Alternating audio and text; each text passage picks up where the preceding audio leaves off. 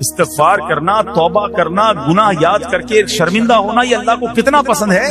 ایک سبحان اللہ، اس کے بارے میں چند برکتیں آپ کو بیان کرتا ہوں. بڑی عظیم برکت یہ ہے کہ اس کی بدولت بندے کا تنگی اور غم دور ہو جاتا ہے. حدیث پاک میں ہے جو ہمیشہ استغفار کرتا رہے اللہ پاک اس کے لیے ہر تنگی سے نکلنے کا راستہ بناتا ہے، ہر فکر و غم سے اسے خلاصی عطا فرماتا ہے. اس کی ایک برکت یہ بھی ہے کہ ایسے بندے کو اللہ پاک غیب سے رزق عطا فرماتا ہے. حدیث پاک میں ہے استغفار کرنے والے کو اللہ وہاں سے رزق عطا فرماتا ہے جہاں اس کا گمان بھی نہیں ہوتا.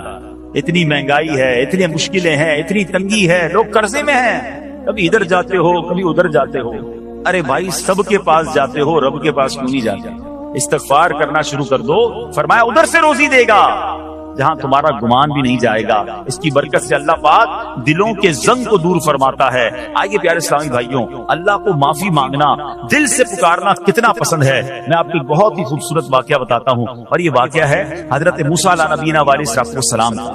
اللہ پاک نے حضرت موسیٰ علیہ نبینا علیہ السلام نے ایک بار اپنی مناجات میں عرض کیا یا اللہ یا رب. اللہ پاک کی طرف سے جواب آیا لبیک یا موسیٰ. آپ نے عرض کیا یا اللہ تو میرا مالک ہے، تو خالق ہے، میں تو تیرا بندہ ہوں. ارشاد ہوا مجھے یہ پسند ہے کہ جب مجھے کوئی میرا بندہ یا رب پکارے تو میں اسے لبیک کہہ کر جواب. اللہ فرما رہا ہے حضرت موسیٰ نے عرض کی یا رب کیا یہ ہر مطیع بندے کے لیے ہے؟ کیا ہر نیک آدمی کے لیے ایسا ہے کہ جب تجھے وہ پکارے تو لبیک فرماتا ہے؟ سنو اللہ فرماتا ہے ہاں بلکہ ہر گناہگار بندے کے لیے بھی ہے. حضرت موسیٰ نے عرض کی یا اللہ فرما بردار تو تیری اطاعت کرتا ہے. وہ بات تو سمجھ آ رہی ہے، گناہگار پر یہ کرم کس وجہ سے؟ اے ہائے سنو میرے رب کیسا کریم ہے. فرماتا ہے اے موسیٰ اگر میں بھلائی کرنے والے کو اس کی بھلائی کا بدلہ دوں اور برائی کرنے والے پر اس کی برائی کی وجہ سے احسان نہ کروں تو میرا جود و کرم کہاں جائے گا؟ اللہ فرماتا ہے میرا پھر کرم، میری رحمت کس لیے ہے؟ برائی کرنے والا بھی گناہ کرنے والا بھی مجھے پکارتا ہے، میں اسے بھی لبیک کہہ کر جواب دیتا ہوں. حضرت موسیٰ علیہ نبینا علیہ السلام کو ایک بار وہی نازل ہوئی کہ اے موسیٰ فلاں علاقے میں جاؤ، ہمارا ایک نیک بندہ اس کا انتقال ہو گیا ہے، جا کے اس کو غسل دو، اس کو کفن دو اور اس کا جنازہ. حضرت موسیٰ وہاں پہنچ گئے اور جب وہاں جا کر آپ نے لوگوں سے کہا کہ مجھے فلاں بندے کے پاس لے جاؤ جس کا انتقال ہوا ہے، مجھے غسل دینا ہے، کفن پڑھنا ہے، جنازہ پڑھنا ہے. لوگوں نے کہا حضرت یہ تو زمانے کا گناہگار، بڑا بےہودہ، بڑا بدکار شخص تھا، آپ کو رب کا حکم تھا، آپ نے غسل بھی دیا، کفن بھی پہنایا، جنازہ بھی پڑھا، پھر رب کی بارگاہ میں عرض کی مولا بندے تو یہ کہہ رہے ہیں یہ تو بہت برا آدمی تھا، تو نے مجھے بھیجا اور فرمایا تیرا پیارا بندہ، میں نے جنازہ بھی پڑھ دیا، غسل اور کفن بھی دیا. پھر آپ سوچیں کہ کسی کا جنازہ حضرت موسیٰ پڑھ دیں تو اس کی تو بخشش کا تو کوئی مسئلہ ہی کوئی نہیں نا، وہ تو اللہ کے نبی جس کا جنازہ پڑھے غسل دے تو یا اللہ تو نے ایسا انتظام فرما دیا. رب کریم کی طرف سے پتہ کیا جواب آتا ہے؟ اللہ فرماتا ہے اے موسیٰ بندے سچ کہتے ہیں، یہ بندہ واقعی بڑا گناہگار تھا. جو علاقے والے شہر کے لوگ کہہ رہے ہیں نا ٹھیک کہہ رہے ہیں، یہ بندہ تھا ہی ایسا. اللہ جب اتنا گناہگار تو اتنی بڑی مہربانی کس وجہ سے؟ ارشاد ہوا اے موسیٰ اس بندے نے مرنے سے پہلے مجھ سے 5 کلمات کے ذریعے بات کی، مناجات کی، مجھے پکارا، 5 سینٹنس تھے، 5 کلمے تھے، اور اے موسیٰ اس کی وجہ سے میں نے اس کی مغفرت فرما دی. حضرت موسیٰ کہتے ہیں یا اللہ وہ 5 کلمے تو بتا دے. وہ 5 کیسے جملے تھے کہ علاقے میں سب سے مشہور بدکار اور اس کا انتقال ہو تو رب مغفرت بھی فرمائے اور اپنے نبی کو فرمائے جا کے جنازہ پڑھو. تو آپ نے کہا یا اللہ وہ 5 کلمات بتا دیں. آپ ذرا یہ 5 کلمات سنیے گا. ایکچولی جو بات سمجھنی ہے نا، استغفار ہے کیا، معافی مانگنا ہے کیا، توبہ کیا ہے. اللہ فرماتا نا کہ ہم نے سنا کہ جو بندہ اللہ سے استغفار کرتا ہے اللہ اسے دیکھ کر مسکراتا ہے. اس کی وجہ یہ کہ بندہ رب کی بارگاہ میں اپنے آپ کو سرنڈر کرتا ہے، اپنے گناہ یاد کرتا ہے، اپنی کم مائگی کا اظہار کرتا ہے. وہ کہتے ہیں الندم التوبہ، شرمندگی توبہ. شرمندہ ہو جائے نا انسان. دنیا میں پتہ کیا معاملہ ہے، ہم کسی عدالت میں جا کر کہتے ہیں ہم نے جرم کیا ہے، اقبال جرم، ٹھیک ہے، تو کیا ہوتا ہے جج کہتا ہے پھر اس کو گرفتار کرو اور سزا سناؤ. بندہ خود ہی مان رہا ہے، گواہوں کی ضرورت کیا ہے. دنیا کی عدالت میں اقبال جرم پر سزا ملتی ہے. میرے رب کی رحمت کی عدالت دیکھو، بندہ وہاں جا کر اقبال جرم کر لے، شرمندہ ہو جائے، معافی مانگ لے، اللہ اس کے سارے گناہ معاف فرما دے. یہ فرق ہے دنیا والوں میں اور رب کی عدالت میں. سبحان اللہ. وہ حضرت موسیٰ کہتے ہیں یا اللہ وہ 5 کلمے بتا، اور بتائے گئے تو وہ 5 کلمے سنیے گا ذرا. وہ بندہ کہتا ہے مرنے سے پہلے اے رب تو جانتا ہے میں نیکوں سے محبت کرتا ہوں اگرچہ خود نیک نہیں ہوں. یا رب تو جانتا ہے میں فاسقوں سے بغض رکھتا ہوں اگرچہ میں خود فاسق ہوں. سمجھ رہے ہیں بات؟ اے اللہ نیکوں سے پیار کرتا ہوں، مجھے پتا ہے میں خود نیک نہیں ہوں. میں گناہ گاروں سے نفرت کرتا ہوں حالانکہ میں خود بھی گناہ گار ہوں. کہیں بھی اپنی بڑائی نہیں ہے. میں गुनाहगार, मैं बदकार, मगर अल्लाह मैं प्यार करता हूं नेक लोगों से। तीसरा जुमला क्या था? या रब अगर मुझे मालूम हो जाए कि मेरे जन्नत में दाखिल होने से तेरी मिल्कियत में कोई कमी आ जाएगी, तो अल्लाह मैं तुझसे फिर जन्नत का सवाल करना छोड़ दूं। मुझे ये पता है या अल्लाह तूने मुझे जन्नत में दाखिल किया ना, तेरी जन्नत में कोई कमी नहीं आएगी, बहुत बड़ी है, अब मुझे दाखिल भी करने से तेरा कुछ नहीं जाएगा। अगर कुछ जाता होता तो या अल्लाह मैं जन्नत तेरे से मांगना छोड़ देता। चौथा जुमला क्या है? ऐ रब अगर मुझे मालूम हो जाए कि मुझे जहन्नम में दाखिल करने से तेरी मिल्कियत में इजाफा हो जाएगा, तो मैं फिर जहन्नम से पनाह नहीं मांगूंगा। यानी अगर तो तेरे मुल्क में तेरी शान में इजाफा हो रहा है मुझे जहन्नम में डालने से, फिर तो मैं नहीं कहूंगा तुझे कि जहन्नम से निकाल। अगर मुझे पता है तू पहले ही मालिक है, तू पहले ही खालिक है, सब कुछ तेरा है, मुझे जहन्नम में डालने से तेरी कोई मिल्कियत में इजाफा नहीं होना। और आखिरी बात क्या कहता है? या रब अगर तू मुझ पर रहम ना करेगा तो फिर कौन करेगा? अल्लाह फरमाता है मूसा मैंने उस पर रहम किया, ये मेरे करम के लायक था, मेरे करम के लायक नहीं था कि मैं उसे नाकाम लौटा देता। जब इसलिए कलिमात कहे तो मैंने इससे दरगुजर फरमाया, इसकी मगफिरत फरमा दी और मैं ही बख्शने वाला मेहरबान। तो है मेरे प्यारे इस्लामी भाइयों, आज वो काम सीख के जाना है, समझ के जाना है, जिसको जो बंदा करता है तो रब की रहमत गोया मुस्कुराती है। वो ये है कि अल्लाह से माफी मांगते रहें, इस्तिग़फ़ार करते रहें, अल्लाह को राजी करने की कोशिश करते रहें, अपने गुनाहों पर नदामत रखें। ये जो माफी मांगता है ना अल्लाह उसे बहुत पसंद फरमाता है। हदीस पाक में आता है अत्ताइबु मिनज़्ज़म्बि कमल्ला ज़म्बला, गुनाहों से तौबा करने वाला ऐसा है जैसा उसने गुनाह किया ही नहीं है। अच्छा अब एक और बहुत प्यारा अमल जिसको देखकर अल्लाह मुस्कुराता है, वही मैंने जो तफसीर बताई कि अल्लाह की रहमत राजी हो जाती है और अल्लाह की रहमत बरसती है, रब राजी हो जाता है। नबी पाक अलैहिस्सलाम ने फरमाया 3 बंदे हैं अल्लाह पाक उन्हें देखकर मुस्कुराता और क्या होता है?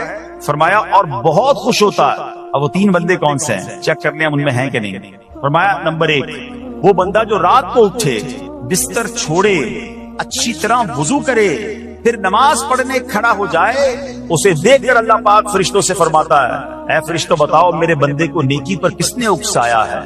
फरिश्ते अर्ज करते हैं मौला तू बेहतर जानता है। अल्लाह पाक फरमाता है हाँ मैं जानता हूं मगर तुम मुझे बताओ। फरिश्ते अर्ज करते हैं ऐ मालिक करीम तूने इसे एक चीज यानी जहन्नम का खौफ दिया है, ये उससे डरता है। ऐ अल्लाह तूने इसे उनको एक चीज जन्नत की उम्मीद दिलाई है, ये उसकी उम्मीद रखता है। अल्लाह यही खौफ और उम्मीद है जिसने इसे रात की नींद कुर्बान करके तेरे हुजूर खड़े होने पर उभारा है। अब अल्लाह पाक फरमाता है ऐ फरिश्तों गवाह हो जाओ, ये जिस चीज से डरता है यानी जहन्नम से डरता है, मैंने अपने इस बंदे को उससे अमन बख्शा और जिसकी उम्मीद रखता है यानी जन्नत की, मैंने जन्नत इस पर वाजिब कर दी। रात उठकर जब दुनिया सोई हो बंदा उठकर तहज्जुद की नमाज अदा करे, अल्लाह की बारगाह में आंसू बहाए, अल्लाह फरिश्तों के सामने गोया फखर फरमाता। दूसरे नंबर पर सुनो फरमा दूसरा वो शख्स जो हक को बातिल की लड़ाई में शरीक हुआ, साबित कदम रहा, यहाँ तक कि शहीद हो गया, या अल्लाह पाक ने उसे फतह अता फरमाई। अल्लाह उस बंदे को देखकर भी मुस्कुराता है। जिहाद करने वाले मुजाहिदीन या तो शहीद हो जाए या गाजी होकर लौटे अल्लाह की रिजा के लिए, अल्लाह की रहमत उन पर भी छमाछम बरसती है।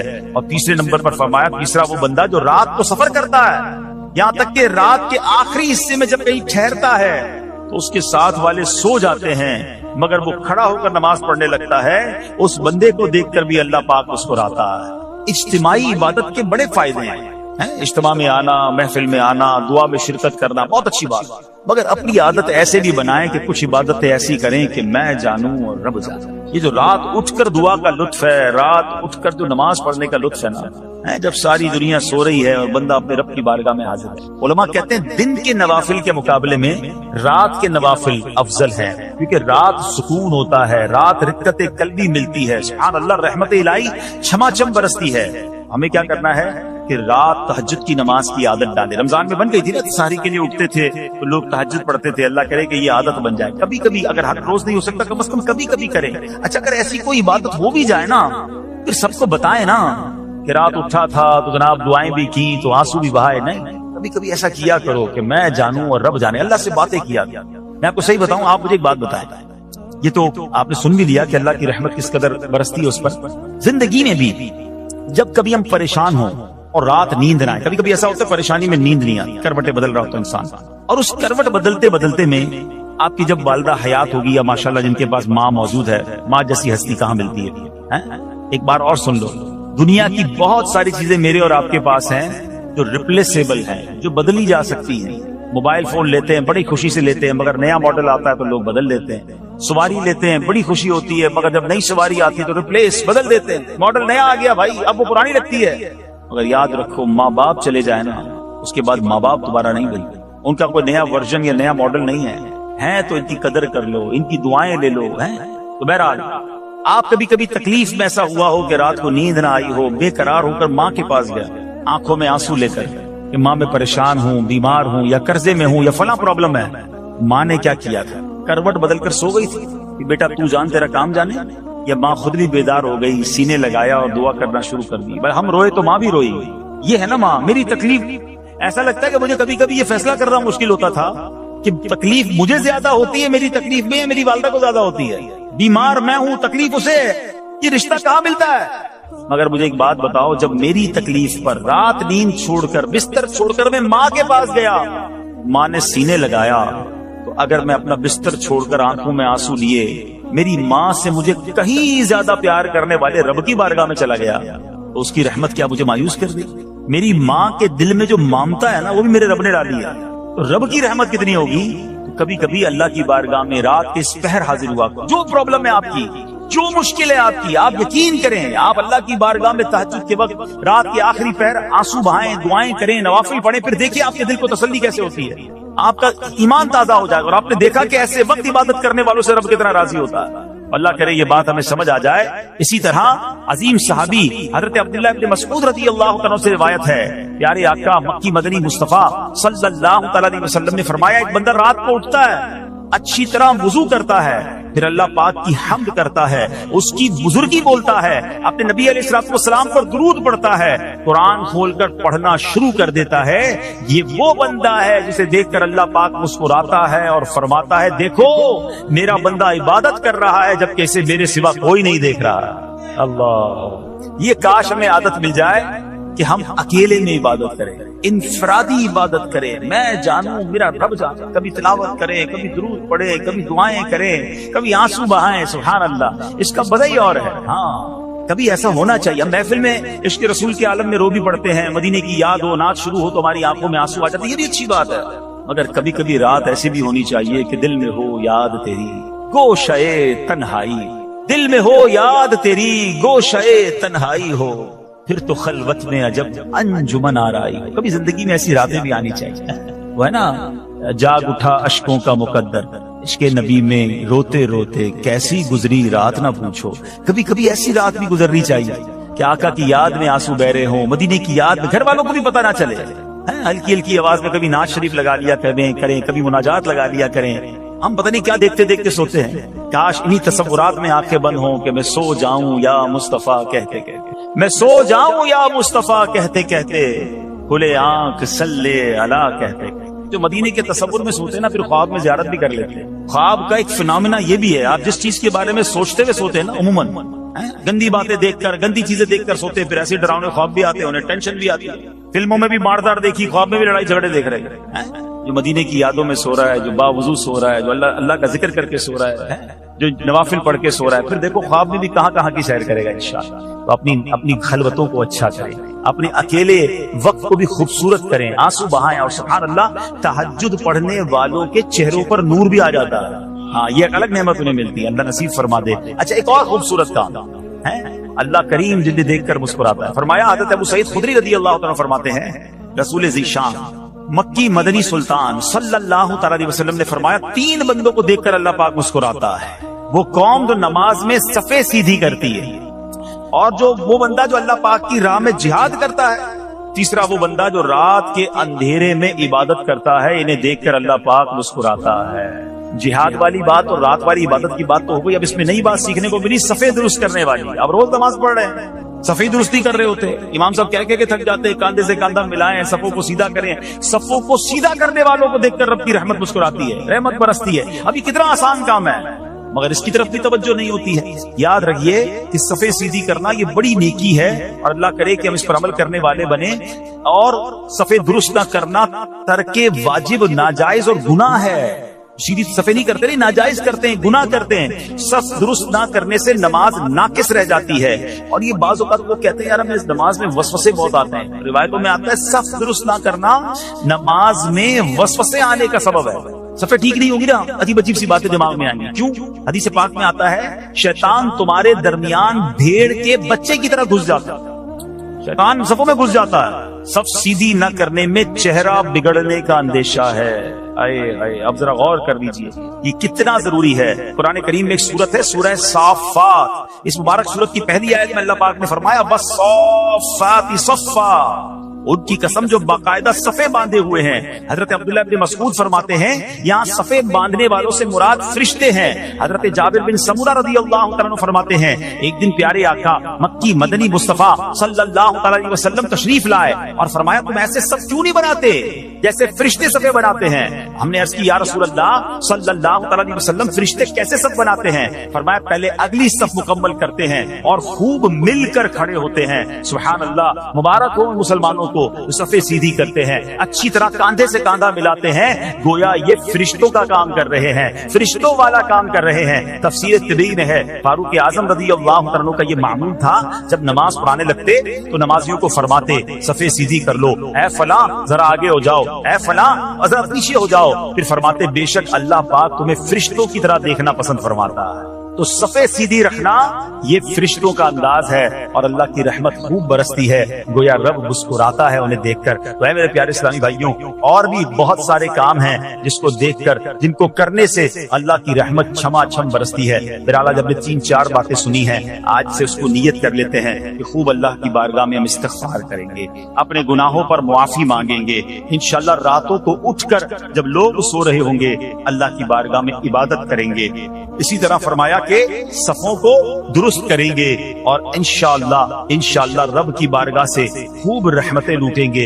اے میرے پیارے اسلامی بھائیوں، یہ سب کب ہو سکے گا کہ جب ہم اچھے ماحول میں رہیں گے. تہجد تو جب پڑھیں گے نا جب پہلے فرض پڑھیں گے، جس کی فرضی قضا ہو رہی ہے اس کو تہجد کی باری کب آئے گی؟ استغفار تو جب کرے گا جب ایسے ماحول میں آئے گا کہ جہاں گناہوں کو یاد دلا کر معافی مانگنے کا ہمیں انداز اور اس کی فکر دی جائے. تو آج کے اس پرفتن دور میں دعوت اسلامی کا یہ پیارا ماحول آپ کے سامنے ہے. اس ماحول سے وابستہ رہیں، ہفتہ وار اجتماع میں، مدنی قافلوں میں، ہفتہ وار مدنی مذاکرے میں شرکت کرتے رہیں گے تو انشاءاللہ ان نیکیوں کا جذبہ بھی ملتا رہے گا اور انشاءاللہ ایسے کام کرنے میں اللہ کرے کامیاب ہو جائے. تصور ہی کتنا پیارا ہے، یقین کریں میں شاید پتہ نہیں وہ فیلنگ آپ کو محسوس ہو رہی کہ نہیں، یہ تصور ہی کتنا پیارا ہے کہ کبھی میں کوئی ایسا عمل کر لوں کہ رب کی رحمت مجھے دیکھ کر مسکرا دے، اللہ راضی ہو جائے، اللہ خوش ہو جائے. اور کیا چاہیے، میری تو زندگی کا حاصل ہو گیا نا. تو اب یہ 3-4 کام آپ نے سن لیے ہیں، اس کو عمل کرنا شروع کر دیں. اللہ کریم سے دعا کرتا ہوں کہ رب کریم اپنی رضا والے کام ہمیں بڑھ چڑھ کر کرنے کی توفیق عطا فرمائے. اللہ پاک ہم سب کو عمل کرنے کی توفیق عطا فرمائے. صلو علی الحبیب. تو نبی پاک فرماتے ہیں قرآن پڑھنے والے کہ یہی لوگ اللہ والے اور خواص میں شامل ہیں، خاص لوگوں میں شامل ہیں، اللہ والے ہیں جو قرآن پڑھنے والے ہیں. آپ سوچو کہ ہم قرآن کتنا پڑھتے ہیں. اب چند سورتوں کی فضیلت بھی سن لو. بندہ کہ یار پورا قرآن پڑھنے میں تو ٹائم لگے گا، پورا ہی پڑھنا ہے، لیکن جب جب موقع ملے تو میں کچھ آپ کو خاص صورتیں بتا دیتا ہوں جس کی برکتیں سنتے جاؤ. پیارے آقا علیہ الصلوۃ والسلام فرماتے ہیں اپنے گھروں کو قبرستان مت بناؤ، بے شک جس گھر میں سورہ بقرہ پڑھی جاتی ہے شیطان اس گھر سے بھاگ جاتا.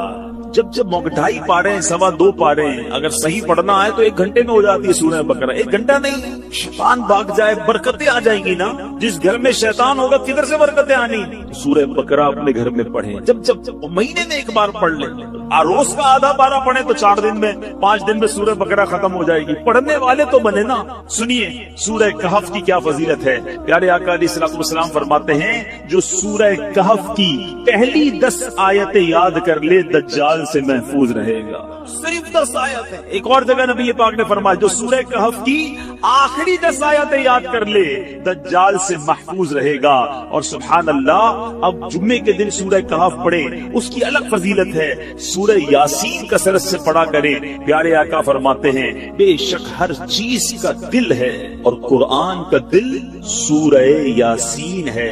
جو 1 مرتبہ سورہ یاسین پڑھے گا اس کے لیے 10 مرتبہ قرآن پڑھنے کا ثواب لکھا جائے. اللہ کی رحمت تو دیکھو سورہ یاسین 12-10 منٹ میں پوری ہو جاتی ہے، 10 قرآن کا ثواب۔ ہم سے گھنٹوں ٹی وی دکھوا لو، ہم سے گھنٹوں فون پہ بات کروا لو، 10 منٹ سورہ یاسین کے لیے ٹائم نہیں نکلتا۔ کتنی دوری ہے قرآن سے، سوچئے۔ سورہ دخان یہ بھی تقریباً 3 صفوں کی سورت ہے، بہت جلدی پوری ہو جاتی ہے۔ فضیلت سنو، پیارے آقا علیہ الصلوۃ والسلام نے فرمایا، ترمذی کی حدیث، جو کسی رات میں سورہ دخان پڑھے گا تو صبح ہونے تک 70,000 فرشتے اس کے لیے دعائیں مغفرت کرتے رہے۔ ہم ایک امام صاحب سے دعا کرا کے بڑے خوش ہوتے ہیں، فلاں مولانا صاحب آئے تھے، میں نے ان سے دعا کرائی، بڑی اچھی بات ہے، بزرگوں سے کرانی چاہیے، مگر اس بندے کی خوش قسمتی کے کیا کہنے کہ 70,000 فرشتے ساری رات اس کے لیے دعا کر رہے ہیں۔ پڑھ لیجئے سورہ دخان، کتنی دیر لگتی ہے سورہ دخان پڑھنے میں؟ سبحان اللہ۔ سورہ ملک یہ مدنی انعام بھی ہے، روزانہ رات کو جو سورہ ملک پڑھتے ہیں انہیں مبارک ہو۔ دعوت اسلامی کے مدرسۃ المدینہ بالغان میں بھی پڑھ کر سنائی جاتی ہے۔ نبی پاک علیہ الصلوۃ والسلام نے فرمایا، بے شک قرآن میں 30 آیتوں پر مشتمل ایک سورت ہے جو اپنے قاری کے لیے شفاعت کرتی رہے گی یہاں تک کہ اس کی مغفرت کر دی جائے گی۔ یہ تبارک الذی بیدہ الملک ہے، 30 آیتوں والی سورت ہے، چند منٹ لگتے ہیں۔ اے میرے میٹھے اسلامی بھائیوں، میں نے مختصر وقت میں آپ کو کچھ قرآن پاک کے فضائل بیان کیے ہیں، کچھ اہمیت اجاگر کرنے کی کوشش کی ہے۔ سورہ اخلاص کتنی مختصر سورت ہے، اللہ کی رحمت دیکھو ہم پر کتنا برسنا چاہتی ہے۔ پیارے آقا علیہ الصلوۃ والسلام نے فرمایا، مسلم شریف کی حدیث ہے، آقا فرماتے تم میں سے کوئی شخص رات میں تہائی قرآن کیوں نہیں پڑھتا، 1/3 قرآن کیوں نہیں پڑھتا؟ صحابہ کرام نے عرض کیا، حضور کوئی شخص 1/3 قرآن، تہائی قرآن رات میں کیسے پڑھ سکتا؟ نبی پاک علیہ الصلوۃ والسلام نے فرمایا، قل هو اللہ احد تہائی قرآن کے برابر ہے، گویا کوئی 3 بار سورہ اخلاص پڑھ لے پورے قرآن کا ثواب عطا، اور کمال کا وظیفہ ہے۔ مگر ہم غلطی یہ کرتے ہیں کہ ہم اتنے مبارک وظیفے کو کثرت سے نہیں پڑھتے۔ آج بہت خوبصورت ایک روایت سنانے جا رہا ہوں۔ نبی پاک علیہ الصلوۃ والسلام کے صحابہ، بعض صحابہ نے فرمایا کہ جس مجلس میں، جس محفل میں، جس اجتماع میں سرور کائنات صلی اللہ تعالی علیہ وسلم پر درود پاک پڑھا جاتا ہے، اس مجلس سے ایک نہایت پاکیزہ خوشبو مہکتی ہے۔ ہم نارملی خوشبو لگاتے وقت کیا پلان کرتے ہیں کہ ایسی خوشبو ہو کہ تھوڑا دور تک جائے۔ عطر والے کو کہتے ہیں نا یار ذرا لانگ لاسٹنگ دینا، ایسا عطر پرفیوم دینا جو دیر تک رہے اور دور تک مہکے۔ آؤ میں بتاتا ہوں درود پڑھنے والوں، جب تم درود پڑھتے ہو تو خوشبو کدھر تک جاتی ہے؟ صحابہ کہتے ہیں جب کسی مجلس میں، کسی محفل میں درود پڑھا جاتا تو اس درود کی مہک آسمانوں تک جاتی ہے، اور وہاں اللہ کے فرشتے اس خوشبو کو جب محسوس کرتے ہیں تو کہتے ہیں زمین پر کسی مجلس میں ہو نہ ہو کہیں آقا کے دیوانے جمع ہو کر نبی پاک پر درود و سلام کا نذرانہ پیش کر رہے ہیں۔ یعنی یہاں ہم درود پڑھے، وہاں فرشتوں کو پتہ چل جاتا کہ کہیں درود پڑھا جا رہا ہے جس کی یہ مہک ہے، اس کی یہ خوشبو ہے جو آسمانوں تک پہنچ رہی ہے۔ اللہ اکبر۔ نبی پاک علیہ الصلوۃ والسلام ایسے، ان کا ذکر اتنا مہکا، ان کی بات کرے تو خوشبو نکلے، تو خود نبی پاک علیہ الصلوۃ والسلام کی خوشبو کا عالم کیا ہوگا۔ میں بڑے بڑے حسین، بڑے اسپیشل لوگوں کی لوگ بات کرتے ہیں، لوگ کہتے ہیں بہت حسین ہے فلاں فلاں جناب، بڑا اس کو لوگ فالو کرتے ہیں، اس کے فینز ہیں، اس کے فالوورز ہیں۔ دنیا داروں کی جو محبت میں گرفتار ہیں، میں ایک سوال کرنا چاہتا ہوں، ساری دنیا میں کوئی کتنا ہی حسین کیوں نہ ہو، اس کے پسینے سے بدبو آتی ہے، ٹھیک ہے نا جناب؟ کوئی کتنا ہی طرح دار کیوں نہ ہو، ایٹیکیٹس والا کیوں نہ ہو، جو بڑا نازک کیوں نہ ہو، مگر جب وہ تھوکتا ہے تو اس کے تھوک سے لوگوں کو گھن آتی ہے۔ Nobody like it۔ اس کو تھوک اچھا لگتا۔ میں سرور کائنات علیہ الصلوۃ والسلام کے مبارک چہرے کی بات نہیں کروں گا کہ اس چہرے میں تو رب نے کیسا حسن عطا فرمایا کہ مولانا حسن رضا خان صاحب لکھتے ہیں، ایسا تجھے خالق نے طرح دار بنا، ایسا تجھے خالق نے طرح دار بنایا، یوسف کو تیرا طالب دیدار بنایا، کونین بنائے گئے سرکار کی خاطر، کونین کی خاطر تمہیں سرکار بنایا، تو نبی پاک کے مبارک چہرہ انور اور اس کے حسن کی بات آج نہیں کریں گے، پیارے آقا کے ان ہاتھوں کی بات نہیں کریں گے کہ جس طرف اٹھ گئی دم میں دم آ گیا، اس نگاہ عنایت پہ لاکھوں سلام، ہاتھ جس سمت اٹھا غنی کر دیا، موجے بحر سماحت پہ لاکھوں سلام، ہم اس کی بھی بات نہیں کریں گے۔ پیارے آقا کے مبارک دور و نزدیک کے سننے والے وہ کان لالے کرامت پہ لاکھوں سلام، اس کی بھی بات نہیں کرتے، بلکہ ہم صرف ان دو چیزوں کی بات کرتے ہیں کہ جس سے عموماً لوگ دور بھاگتے ہیں۔ میں اور آپ پرفیوم کیوں لگاتے ہیں، عطر کیوں لگاتے ہیں؟ کہ میرے اور آپ کے پسینے سے کسی کو بدبو نہ پہنچے، ایسا ہی ہے نا، بندہ اپنے پسینے سے کسی اور کو تکلیف نہ ہو، اچھی بات ہے، سنت کی نیت بھی ہو اور یہ بھی ساتھ نیت ہو کہ میری وجہ سے کسی مسلمان کو تکلیف نہ ہو، عطر لگانے کا بھی ثواب ملے گا۔ لیکن آج بتاتا ہوں میرے آقا کا پسینہ کیسا تھا، نبی پاک کا لعاب دہن کیسا تھا۔ We just talk about these two things۔ ہم فقط ان دو چیزوں کی آج بات کرتے ہیں، ذرا غور کیجئے۔ باقی نبی پاک کے کمالات تو بیان ہی نہیں کر سکتے نا، بڑے بڑے علماء نے کوشش کی، عاشقوں کے امام نے بھی قلم اٹھایا، جس نے بھی کوشش کی وہ عاجز ہو گیا، حیران ہو گیا۔ کیا خوب لکھتے ہیں اعلیٰ حضرت، سرور کہوں کہ مالک و مولا کہوں تجھے، باغ خلیل کا گل زیبا کہوں تجھے، آقا تیرے تو وصف عیب تناہی سے ہے بری، حیران ہوں میرے شاہ میں کیا کیا کہوں تجھے۔ آج اس شعر کا مطلب بھی تھوڑا سا سمجھ لو، عیب تناہی، علماء بیٹھے ہیں ماشاءاللہ، یہ کیا ہے، اس کے پیچھے کیا لکھا ہے اعلیٰ حضرت نے؟ مثال کے طور پہ اگر آج میں آپ سب کو کاغذ بھی دے دوں، قلم بھی دوں اور کہوں ذرا لکھو کسی پرسنل، جس شخصیت سے آپ پیار کرتے ہیں اس کے اوصاف لکھیں، اس کی خوبیاں لکھیں، آپ لکھنا شروع کریں گے، 10 لکھ دیں گے، 15 لکھ دیں گے، 50 لکھ دیں گے، اس کے بعد آپ مجھے سارے قلم کاغذ واپس دے دیں گے کہ بھائی آپ نے کیا لکھا؟ آپ لکھیں گے بڑا حسین ہے، خوبصورت ہے، ملنسار ہے، مسکراتا ہے، مدد کرتا ہے، خیال کرتا ہے، حوصلہ بڑھاتا ہے۔ 10 15 20 پھر رک جائے گی نا قلم، اسٹاپ۔ آپ کہیں گے جناب یہ جس سے میں پیار کرتا ہوں نا، یہ اس کی تعریف ہے۔ اعلیٰ حضرت کہتے ہیں یہ جو چیز ختم ہو جاتی ہے نا، تعریف رک جاتی ہے، تعریف اینڈ ہو جاتی ہے، یہ بھی تو ایک عیب ہے، تناہی اینڈ ہو جانا۔ اعلیٰ حضرت کہتے ہیں نبی پاک کی ذات وہ ہے جن کے اوصاف ختم ہی نہیں ہوتے ہیں۔ 1400 سال سے زیادہ وقت گزر گیا ہے، آج تک لکھنے والے لکھ رہے ہیں۔ بات ہے کہ پوری نہیں ہو رہی ہے، بات ہے کہ ختم ہی نہیں ہو رہی ہے۔ امام لکھتے ہیں تیرے تو وصف عیب تناہی سے ہیں بری، حیران ہوں میرے شاہ میں کیا کیا کہوں تجھے، لیکن رضا نے ختم سخن اس پہ کر دیا، خالق کا بندہ خلق کا آقا کہوں تجھے۔ تو نبی پاک علیہ الصلوۃ والسلام کی فقط ان دو چیزوں کی بات کرتے ہیں۔ آپ نے ذکر مصطفیٰ درود پاک کے بارے میں سنا نا کہ آقا کا ذکر کرو تو آسمان تک خوشبو جاتی ہے، کیوں نہ خوشبو جائے؟ نبی پاک خود کتنے مہکے مہکے، اللہ اکبر۔ میرے آقا جس گلی سے گزر جاتے ہیں نا، جس گلی سے نبی پاک گزر جاتے وہ سڑک مہک جایا کرتی، وہ گلی خوشبودار ہو جایا کرتی۔ صحابہ کرام کو جب نبی پاک کو تلاش کرنا ہوتا کسی سے پوچھتے نہ تھے کہ نبی پاک کہاں گئے ہیں، سڑک کے کنارے کھڑے ہوتے، خوشبو بتا دیتی کہ آقا گزر کر گئے ہیں۔